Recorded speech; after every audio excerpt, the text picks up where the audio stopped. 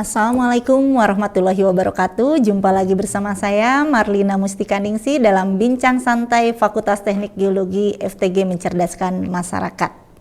Baiklah, Sobat Geologi semuanya, kita akan membahas tentang mungkin lanjutan dari episode sebelumnya, di mana kita di episode sebelumnya membahas tentang perkembangan ilmu geologi, dan kita sudah sampai di tahap bahwa perkembangan bahwa proses alam yang sifatnya bahwa proses alam itu bersifat katastropik, di mana proses alam yang sifatnya berlangsung itu pelan-pelan berkesinambungan antara satu dengan yang lainnya, bahwa kejadian hari ini terjadi juga pada masa lalu. Dan hal ini akan kita bahas kembali mungkin akan kita bahas kembali dengan teori-teori yang berkaitan dengan perkembangan ilmu geologi tersebut. Dan sudah bergabung bersama kita Prof. Nana. Siap. Terima kasih Prof sudah bergabung bersama kita. Kita lanjut nih ya Prof ya. Kita kembali di episode sebelumnya kita berbicara tentang perkembangan ilmu geologi yang dari mulai legenda kemudian berkembang menjadi sebuah ilmu yang kemudian terus-menerus berkembang sehingga kejadian alam tersebut bersifat berkesinambungan, dan bahwa kejadian hari ini terjadi juga pada masa lalu ya Prof ya. Nah, itu terjadi pada geologi modern ya Prof ya, sudah mulai terjadi. Nah, pada saat ini yang menjadi pertanyaan pertama saya adalah apa yang dimaksud dengan teori geologi klasik? Baik, terima kasih Selina. Jadi memang tadi juga sudah disampaikan oleh Selina bahwa ada dua pendapat. Yang satu sifatnya itu yang disebut sebagai katastrofik, kejadian yang tiba-tiba. Satu lagi adalah yang sifatnya berkesinambungan sampai melahirkan konsep geologi yang disebut sebagai depression is the key to the past itu ya. Nah, kali ini kita akan barangkali menyangkut salah satu daripada teori-teori itu, yang kita akan membahas tentang apa itu yang disebut sebagai orogenesa. Orogenesa itu yaitu teori tentang pembentukan pegunungan. Nah, itu terjadinya pelan-pelan gitu ya. Pelan-pelan seperti itu. Dan di dalam teorinya kan itu pergerakan daripada naiknya pegunungan juga ada ukuran-ukuran yang kecil, misalnya sedikit tapi terus-menerus terjadi. Nah, di sini kita akan mengenal mekanisme pembentukan cekungan, proses sedimentasi terjadi yang dikenal dengan istilah geosyncline atau geocline, serta proses pengangkatannya menjadi pegunungan yang dikenal tadi saya sebutkan, yang akan dijelaskan pada kesempatan ini yang disebut sebagai orogenesa. Nah, jadi orogenesa itu apa itu? Baik orogenesa maupun geosyncline, di dalam slide berikutnya kita akan melihat ini adalah merupakan bagian yang dipelajari oleh ilmuwan geologi klasik. Nah, dan merupakan hasil penelusuran data dan fenomena yang ditemui di pegunungan Alpen, itu berdasarkan metodologi deduktif, dan di pegunungan lainnya di Eropa, kemudian juga di Amerika. Jadi kalau tadi saya sebutkan ada pegunungan Alpen, barangkali di slide ini akan kita lihat hasil seperti apa pegunungan. Nah, ini yang kita batasi ini disebut pegunungan Alpen, memanjang ya, seperti itu melewati Swiss, Austria di sebelah timurnya, dan merupakan daerah yang wisata ini yang menarik ya, pegunungan Alpen di Swiss dan sebagainya ini. Nah, ini proses terjadi yang disebut sebagai orogenesa tadi ya Prof ya. Orogenesa sehingga atau disebut dengan pembentukan pegunungan ya Prof pegunungan, betul. Nah, jika saya ngobrol sama Prof Nana nih, kita khususnya saya Prof ya selalu mendengar ilmuwan-ilmuwan yang ilmuwan-ilmuwan yang berkaitan dengan perkembangan ilmu geologi itu didominasi oleh ilmuwan Eropa ya Prof ya. Nah, bagaimana dengan ilmuwan dari benua lain? Apakah ada ilmuwan-ilmuwan geologi ya dari benua lain yang turut berperan dalam perkembangan ilmu geologi itu sendiri, Prof. Ya, baik. Ya, memang awalnya ini perkembangan dari ilmu geologi ini lebih banyak didominasi di Eropa karena memang tadi itu ya, lihat ada pegunungan Alpen dan sebagainya itu ya. Tapi kemudian pada awal berikutnya, terus pada abad berikutnya itu memang pemikiran dari para ahli geologi di Amerika juga berkembang seperti itu ya. Jadi dua benua ini yang banyak menghasilkan konsep-konsep daripada ilmu geologi ini. Apalagi kita lihat konsep-konsep yang dilihat di Eropa itu adalah semuanya itu hasil dari pengamatan di daratan. Padahal bumi kita ini itu kan kita tahu bumi kita itu adalah 74% ditutupi oleh lautan ya. Jadi pada saatnya nanti akan kita lihat bahwa justru hasil pengamatan dari geologi di bawah laut ini yang akan melahirkan revolusi di dalam ilmu geologi, yaitu dengan berkembangnya nanti teori yang nanti kita akan bahas pada episode terakhir tentang tektonik lempeng. Nah, kita lihat nih di slide, kita akan lihat bentuk muka bumi kita itu yang berwarna biru ini. Kenapa? Karena 74% bumi ini ditutupi oleh lautan. Dan bisa kita melihat dunia bumi kita bulat ini kan atas bantuan dari tadi bidang ilmu yang lain ya, ada citra satelit dan lain sebagainya begitu. Itu barangkali ya Teh ya. Jadi apa namanya tadi Prof menerangkan bahwa mulai banyak ilmuwan dari benua lain ya Prof berkembang gitu, berkembang mempengaruhi perkembangan ilmu geologi itu sendiri dan menyebutkan adanya geosyncline, kemudian ada orogenesa dan nah bagaimana pengistilahan ini bisa muncul nih Prof dari ilmu geologi itu sendiri nih Prof. Nah ini memang khusus ini untuk para mahasiswa yang sekarang juga barangkali ya, biar mereka juga mengenal apa istilah-istilah. Biar tahu itu ya, ada istilah-istilah di bidang geologi ya Prof ya. Ini kenapa bisa muncul, bisa ada ya Prof ya. Akan berbeda nanti dengan istilah-istilah yang nanti kita bahas pada teori yang terakhir, pada episode yang terakhir. Nah ini di slide berikutnya saya ingin memperlihatkan nih Teh Lina, ini pada abad ke-18, tahun 1873 itu. Ini agak panjang saya slide-nya ya, jadi barangkali saya harus menjelaskan rinci. Yang pertama kali mempergunakan istilah geosyncline itu yaitu Dana. Dana itu 1873. Jadi pengendapan yang berlangsung pada masa tenang yang panjang dengan penurunan masa cekungan, lalu kemudian terjadi proses perlipatan yang berlangsung secara singkat. Jadi ada masa tenang menurut Dana itu, ada masa di mana perlipatan ya terjadi, ada sesuatu ya. Nah ini kompresi dan perubahan suhu dari dalam laut ke atas permukaan laut menyebabkan panas yang menyebabkan gunung api dan metamorfisme. Nah tentang inilah yang barangkali ini Dana itu teori-teori geosyncline itu dasarkan pada itu ya. Kemudian baru klasifikasi tadi yang ditanyakan oleh Telina itu dilakukan oleh Mas Salke, Albuin dan lain sebagainya itu tahun 1950-an baru ke sini ya.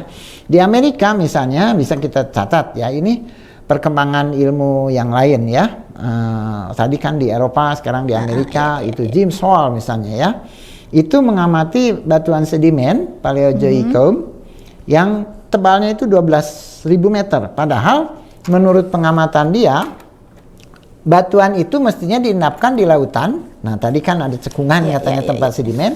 Itu di laut yang dangkal, dan laut dangkal itu tidak sampai 12.000 meter seperti tebalnya batuan sedimen ini, sehingga dia katakan bahwa ini ada sesuatu yang aneh gitu ya, ada fenomena kan, yang ditemukan di situ, sehingga lahirlah konsep geosyncline ini. Nah inilah konsep ini memang pertama-tama, nah tadi ditanyakan Eropa mana atau Amerika mana. Nah ini awalnya dari pemikiran teman-teman di geologis Amerika, James Hall ini dan James Dwight ya.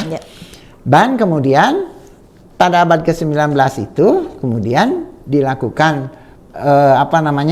diintroduce gitu di Eropa. Nah, jadi berkembangnya dari saling mengisi ini antara perkembangan ilmu di Eropa dengan di Amerika. Nah, slide selanjutnya ini saya ingin menggambarkan tadi pertanyaan tadi itu. Kok adanya lautan yang mestinya dangkal Ya. diisi oleh batuan sedimen, kok sekarang ini diisi batuan yang sangat tebal. Batuan sedimennya sangat tebal. Diingatkan oleh dia bahwa ini ada subsiden. Subsiden itu adalah penurunan pada dasar daripada cekungan. Di gambar ini digambarkan. Jadi ada batuan sedimen tapi di bawahnya turun lagi. Sehingga yang tadinya dangkal itu menjadi dalam. Itu menurut pemikiran daripada konsep geosyncline ini. Nah, gambar berikutnya itu tadi, slide berikutnya akan menggambarkan bagaimana di atas itu yang pertama awal ya, gambar atas, kemudian terisi bagian kedua itu batuan sedimennya menjadi ke bawah, itu terisi tebal. Nah, kemudian katanya ada proses panas. Itu bagian paling bawah di gambar itu menyebabkan terjadinya ada magma yang naik ke atas. Itu ya. Nah, itu. Jadi ada sebuah proses di mana di situ ada gaya endogen yang menyebabkan naik dari bawah itu. Nah, di slide berikutnya saya ingin menggambarkan, tadi ditanya nih oleh Delina itu tentang apa itu peristilahan di geosyncline. Ada myogeosyncline. Myogeosyncline ialah yang terbentuk pada batas pasif benua, biasanya terdiri pasir, serpih, batu gamping, ini istilah geologi gitu ya.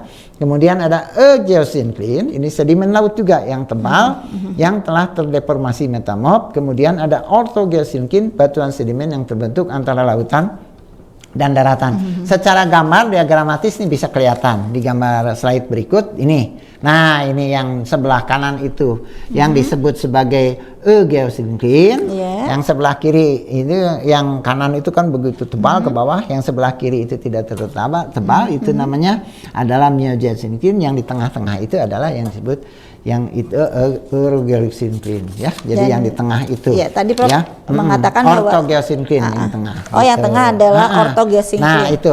Dan tadi Prof menyebutkan bahwa ada beberapa kali orogenesa ya Prof ya. Nah, betul. Di di yang tadi disebutkan yang yang tadi Prof sebutkan pada slide 11 ya Prof ya. 11, iya nah, betul. Bisa nggak Prof misalnya memberikan contoh ada beberapa kali orogenesa. Nah, mungkin bisa ada contoh baik.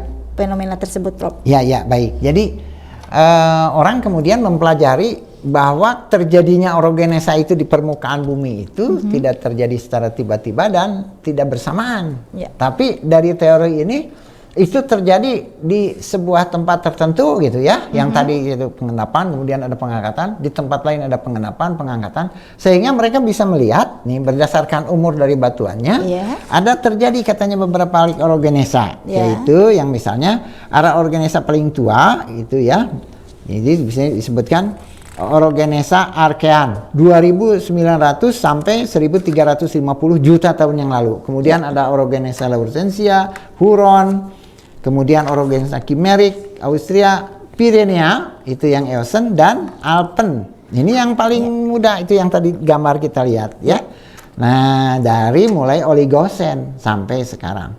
Jadi ada fase terjadinya orogenesa di situ. Dalam teori orogen ini membedakannya nanti dengan teori yang nanti akan kita bahas pada berikutnya, itu ada terjadi proses-proses orogenesa yang terjadi pada masa-masa orogenesa tertentu sehingga mereka bisa membuat gambaran seperti itu. Nah, ini barangkali di slide saya akan memperlihatkan di mana itu yang namanya orogenesa itu ya. Nah, itu yang nomor 15 itu ada orogenesa yang namanya Pyrenea ya, di tengah-tengah gitu. Kemudian yang berikutnya Pyrenea yang umurnya saya kira itu adalah Eocene. Kemudian di slide berikutnya, nah ini adalah pindah lagi tempat orogenesa, yaitu ke pegunungan Alpen. Nah, slide ini gambar silahkan slide berikutnya barangkali. Nah ini, nah itu di Eocene katanya umurnya di Eocene ini ya. Nah di Alpen ini. Kemudian ini yang nomor 17. Nah, ini yang paling terakhir sekarang, orogenesa yang disebut orogenesa Alpen. Nah, ini wilayahnya ini seperti wilayah, itu. Jadi apa namanya? Wilayah terjadi orogenesa. Jadi seolah-olah berpindah-pindah dari satu tempat ke tempat lain, terjadinya proses daripada pegunungan itu karena umur batuannya.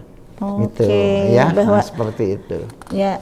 tadi sudah dijelaskan ya bahwa perubahan orogenisa ya Prof ya, di pegunungan Alpen tadi ya Prof ya, yang terjadi yang dijelaskan oleh Prof Nana. Nah, dari semua penjelasan yang tadi panjang lebar itu Prof, bisa diambil kesimpulan dari semua penjelasan yang sudah tadi Prof Nana jelaskan? Ya baik, nah ini saya kira ini kesimpulan untuk keseluruhan daripada yang sudah dijelaskan tadi, bahwa ternyata di dalam teori klasik itu, geologi yang klasik, nampak bahwa perkembangan orogenasi di permukaan bumi ini seolah-olah berserakan, tidak teratur, dan ada beberapa waktu tertentu ya terjadinya itu, ini umurnya sekian, ini umurnya sekian, tapi tidak teratur, di mana kejadiannya itu adalah terbentuknya pegunungan, nanti akan kita lihat sebenarnya teratur. Nah, sebenarnya teratur, tapi dijelaskan dengan sebuah teori yang nanti pada waktu akhir kita akan jelaskan dari adanya penemuan geologi di bawah laut yang 74% itu mengubah daripada teori ini menjadi teori yang lebih baru. Jadi artinya apa? Yang asalnya dikatakan pembentukan pegunungan itu tidak teratur, menjadi sebuah pegunungan yang teratur dan dijelaskan secara global. Jadi artinya nanti akan dikenal yang disebut teori tektonik global. Itu akan kita bahas pada waktu yang akan datang barangkali ya Teh ya. Terima kasih. Jadi betul memang kata Teh Lina bahwa sebuah teori di dalam ilmu geologi termasuk itu tidak pernah langgeng. Akan terjadi perubahan tergantung dari data dan fakta serta metode yang digunakan. Jadi dalam ilmu ini tidak ada kebenaran yang mutlak ya Teh ya. Terus berkembang ya Prof terus ya. Berkembang seperti yang hal-hal baru ya Prof ya. Baiklah. Terima kasih Prof Nana. Kita sudah berbicara tentang teori geologi klasik, di mana kejadian di bumi ini sifatnya katastropis, dan yang satu lagi berpendapat tidak tiba-tiba ya Prof ya. Semuanya berkesinambungan sehingga tadi udah bercerita tentang orogenesa atau menyangkut yang disebut teori klasik ini berkaitan dengan orogenesa, yaitu pembentukan pegunungan. Betul. Tadi Prof menjelaskan tentang pegunungan Alpen ya Prof ya. Terima kasih Prof. Terima kasih. Ini sangat bermanfaat ini. Kalau saya kaitkan mungkin ini adanya nantinya di filsafat ilmu geologi mungkin ya Prof ya. Kita dapatnya untuk mahasiswa yang belajar di geologi. Saya kira dari dasar ilmu geologi, dasar ilmu geologi yang sudah paham tentang hal ini ya Prof ya. Pengantarnya dari filsafat terus sampai ke arah sana. Oke. Terima kasih Prof. Dan untuk mahasiswa-mahasiswa teknik geologi khususnya di Unpad nanti bakal ketemu sama Prof Nana ya kalau berbicara tentang ini, atau misalkan ada yang ingin ditanyakan mungkin bisa langsung menghubungi beliau di laboratorium, selalu ada ya Prof ya. Selalu siap. Untuk berdiskusi tentang perkembangan ilmu geologi itu sendiri. Baiklah, terima kasih Prof Nana. Terima kasih kembali. Salam sehat kembali. Baiklah, terima kasih juga untuk sobat geologi semua. Baiklah, itulah perbincangan kita tentang teori geologi klasik, dan mungkin kita akan membahas teori-teori yang lain ya Prof ya tentang perkembangan ilmu geologi.